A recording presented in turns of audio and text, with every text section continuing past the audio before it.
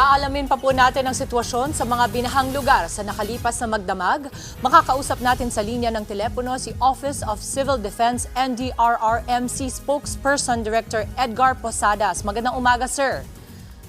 Magandang umaga, ma'am. At magandang umaga po sa lahat ng nanonood at nakikinig sa inyong programa.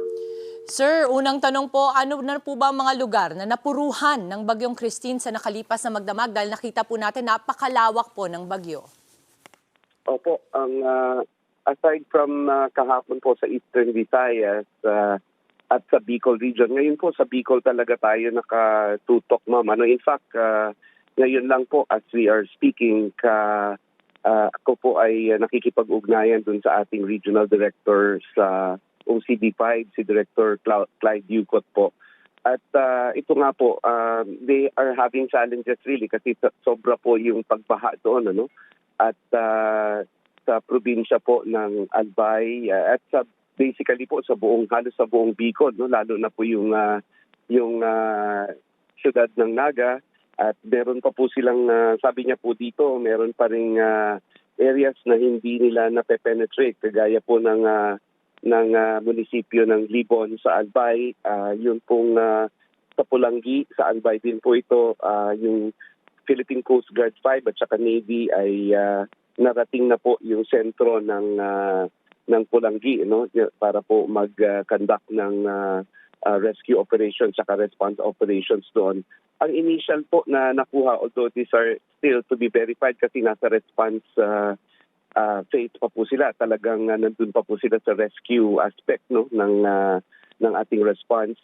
Meron pong 101,209 families or 510,000 individuals ang apektado sa Camarines Sur, at meron pong a total of 4,496 families or 18,775 na mga individual po ang nasa iba't ibang evacuation centers.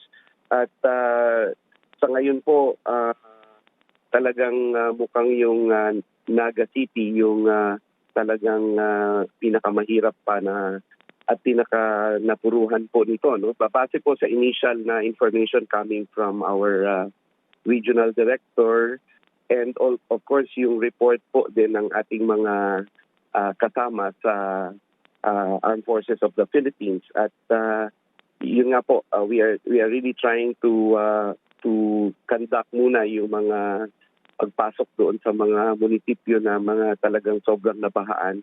At kahapon po nagdeklara na po ang probinsya ng Albay ng state of calamity dahil nga po dito sa pananalasa ng Bagyong Christine. Sir, nanawagan po si dating VP Robredo ng rescue boat. Saan po ba kinakapos ngayon ng mga rescuers? Ito po ay overwhelmed po talaga. Yun nga po ang term ng ating regional director sa OCD5. But tulong-tulong po lahat ito, no? Yung resources coming from the military, the Coast Guard, the police, yung Bureau of Fire Protection, at iba pa pong mga sources, no, ng mga rescue equipment and rescue teams. Dahil talaga pong ako po personally, mayroong mga nagpaabot ng request ng tulong po mga kaibigan natin sa Naga, at talaga pong overwhelmed lang po ngayon, pero we are trying really our best na maabot lahat at maisalba po lahat, bring them all to safety, ma'am. Alright, maraming salamat po sa inyo, Office of Civil Defense NDRRMC Spokesperson Director Edgar Posadas. Mga kapatid, Dimples Romana po, kumpletuhin ang inyong umaga ng mga kwentong puno ng inspirasyon. Salubungin po ang bawat araw ng may ngiti at pag-asa. Kaya't mag-subscribe na po at mag-follow na sa aming social media pages ng News 5.